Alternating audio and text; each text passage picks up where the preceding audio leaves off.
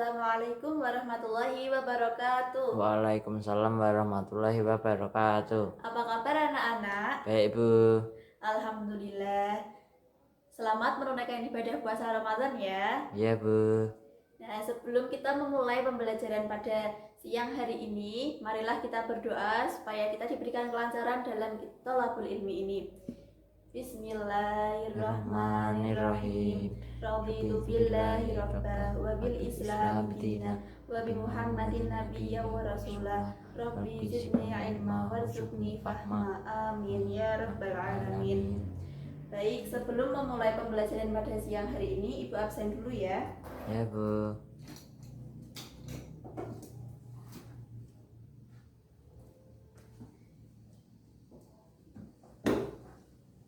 Yang pertama, Asraf. Hadir, Bu. Atar. Izin, Bu, katanya sakit. Dayudi ya. Hadir, Bu. Pasti. Hadir, Bu. Nindi. Hadir, Bu. Dika. Hadir, Bu. Baik. Nah, sebelum mulai pembelajaran untuk materi saat ini, ada yang masih ingat kemarin kita belajar apa? Lupa, Bu. Lupa. Baik, yuk kita buka buku paketnya. Kita review sebentar materi yang kita gunakan pada pertemuan minggu lalu. Baik, jadi minggu lalu kita sudah belajar mengenai akhlak Islami. Nah, akhlak Islami ada beberapa poin. Yang pertama, mengenai pergaulan remaja. Ada pergaulan remaja dan juga ada contoh-contoh pergaulan remaja atau sikap remaja yang terpuji, serta sikap negatif dan juga menerapkan akhlak terpuji dan pergaulan remaja. Jadi himbauan untuk ibu buat adik-adik semuanya supaya menjaga lingkungannya dan juga menjaga akhlaknya ya. Yang kemudian pada hari ini kita akan belajar yang poin kedua, yaitu mengenai akhlak terpuji yang pertama. Ada yang sudah baca semalam? Belum, Bu. Ya, kita hari ini belajar akhlak terpuji ya. Ada yang sudah tahu apa itu akhlak terpuji? Belum, Bu. Belum. Ya, kita lihat di halaman 17.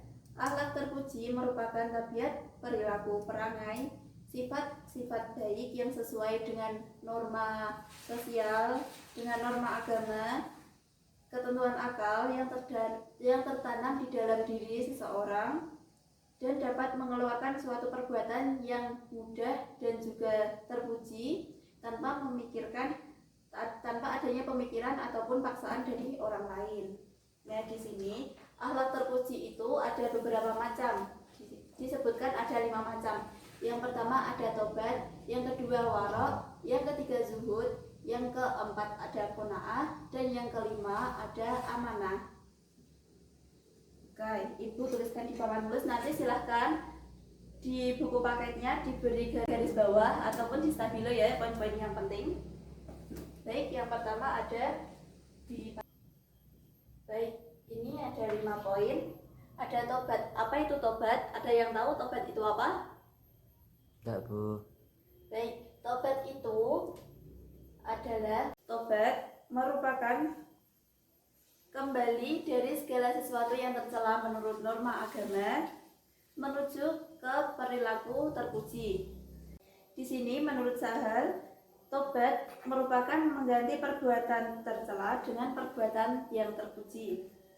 Yang selanjutnya dari tobat ada syarat-syarat tobat. Syarat-syarat tobat tercantum ada 3. Yang pertama, menyesali perbuatan yang telah diperbuatnya. Yang selanjutnya meninggalkan perbuatan-perbuatan tercela tersebut. Dan yang ketiga adalah adanya keinginan hati yang kuat untuk meninggalkan perbuatan-perbuatan tercela untuk mengganti perbuatan tercela tersebut menjadi perbuatan yang terpuji. Dalil dari tobat terdapat dalam Quran Surat Al-Baqarah ayat 222.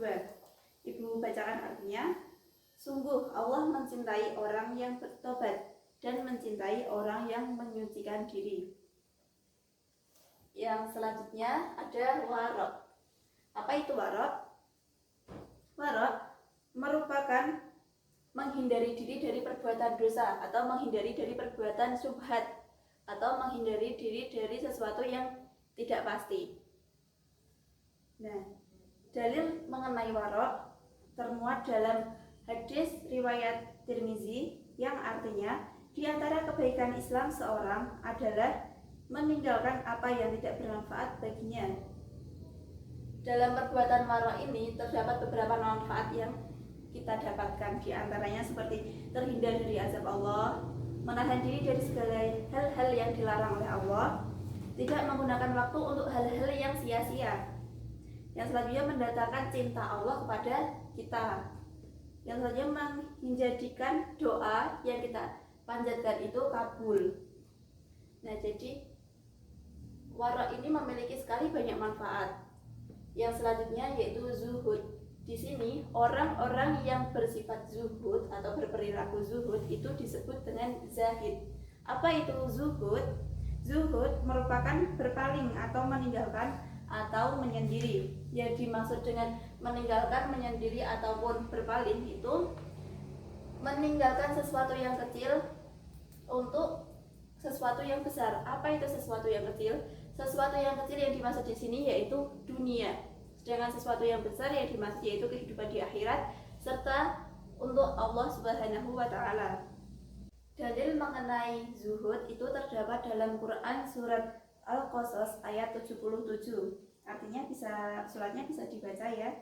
Di sini Islam itu menganjurkan seseorang berperilaku secara seimbang dalam kehidupan dunia serta dalam kehidupan di akhirat. Bagi orang yang terlalu mengejar dunia akan tercela, dan juga orang-orang yang terlalu mengejar akhirat tanpa memikirkan kehidupan dunia sama dengan orang-orang yang mengejar dunia secara berlebihan.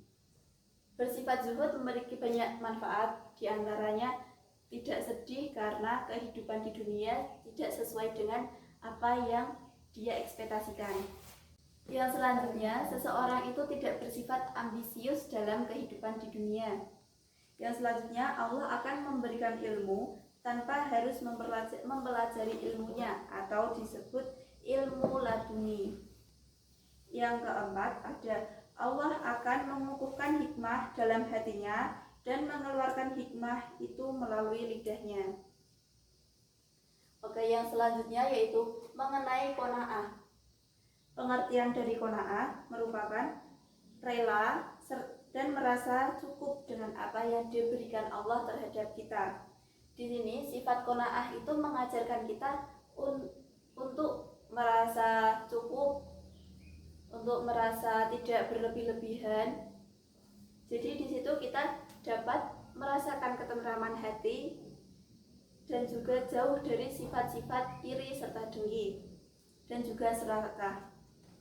Yang kedua mengenai komponen-komponen dari qanaah. Komponen-komponen qanaah ada 5 hal. Yang pertama, menerima dengan rela apa yang diberikan atau apa yang ada, serta memohon kepada Allah untuk tambahan rezeki yang diiringi dengan ikhtiar. Yang selanjutnya menerima semua ketentuan Allah dengan sabar, bertawakal kepada Allah, serta tidak tertarik atau tidak tertipu daya oleh kehidupan duniawi. Yang selanjutnya mengenai dalil tentang qanaah. Dalil tentang qanaah termuat dalam hadis yang berarti bukanlah kekayaan itu lantaran banyak harta, akan tetapi kekayaan itu adalah kekayaan jiwa. Bersifat qanaah memiliki banyak sekali manfaat. Manfaatnya banyak sekali. Yang pertama, selalu merasa lebih tenang, lebih tentram jiwanya. Yang kedua, mempunyai sikap optimis dalam setiap usaha yang dilakukan. Yang selanjutnya, tidak mudah berputus asa. Yang keempat, mampu menjauhi diri dari sikap iri. Dan yang selanjutnya, selalu memiliki rasa syukur terhadap Allah Subhanahu wa taala. Yang poin selanjutnya yaitu mengenai amanah. Amanah yang dimaksud adalah sesuatu yang dipercayakan atau yang dititipkan kepada orang lain. Jadi di dalam amanah ini terdapat dua belah pihak. Yang pertama, yang memberi amanah. Dan yang kedua, orang yang diberikan amanah.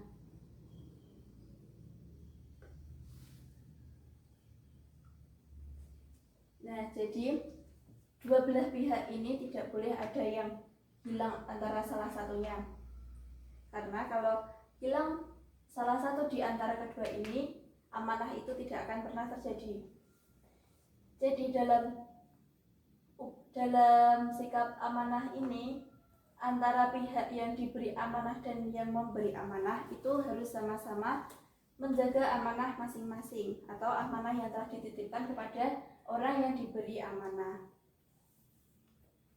Dalil mengenai amanah terdapat dalam Quran surat Al-Anfal ayat 27 yang artinya, wahai orang-orang yang beriman, janganlah kamu mengkhianati Allah dan Rasul, dan juga janganlah kamu mengkhianati amanah yang dipercayakan kepadamu, sedangkan kamu mengetahui. Nah, jadi seseorang atau orang-orang yang diberikan amanah ini harus menjalankan amanah tersebut atau titipan tersebut dengan sebaik mungkin. Misal Ashraf diberikan amanah oleh ibunya atau kakaknya untuk membelikan beras atau membelikan jajan, yaitu harus dibelikan, tidak boleh uangnya buat yang lain. Atau amanah yang diemban oleh seorang pemimpin, itu seorang pemimpin harus benar-benar menjaga amanah serta memegang amanah yang telah diberikan oleh rakyat kepada pemimpin. Nah, jadi dari 5 poin yang telah disampaikan, itu kita sebagai orang muslim, kita harus benar-benar menjaga atau kita harus berakhlak. Dari 5 tersebut ada tobat, ada warok, zuhud, qanaah, amanah. Apabila kita memiliki kesalahan, entah itu sama manusia atau kepada Allah, kita harus segera meminta maaf atau menyesali perbuatan-perbuatan yang telah dilakukan, serta juga memiliki sifat yang warok, juga bersifat zuhud dan juga qanaah serta amanah. Dan itu perbuatan-perbuatan perilaku yang harus kita pegang, yang harus ada tertanam dalam diri seorang muslim. Dari pemaparan tersebut, apakah ada yang ingin ditanyakan? Tidak, Bu. Sudah paham semuanya? Sudah, Bu. Baik, alhamdulillah kalau semuanya sudah paham. Untuk pertemuan minggu besok, jangan lupa dipelajari bab selanjutnya ya. Ya, Bu. Jadi di sini pesan Ibu, jika melakukan suatu perbuatan yang tercela, suatu perbuatan yang itu salah, segeralah kita bertobat. Kita kalau salah dengan seorang, kita harus meminta maaf. Paham? Paham, Bu. Baik, sebelum kita menutup pembelajaran pada siang hari ini, Ibu meminta maaf jika ada perbuatan, ada sikap, serta ada perkata yang kurang berkenan di hati kalian. Ibu mohon maaf. Untuk mengakhiri pertemuan kita pada siang hari ini, marilah kita berdoa, membaca doa kafaratul majlis. Bismillahirrahmanirrahim. Subhanakallahumma wa bihamdika asyhadu an la ilaha illa anta astaghfiruka wa atubu ilaik. Alhamdulillahirabbil alamin. Wassalamualaikum warahmatullahi wabarakatuh. Waalaikumsalam warahmatullahi wabarakatuh.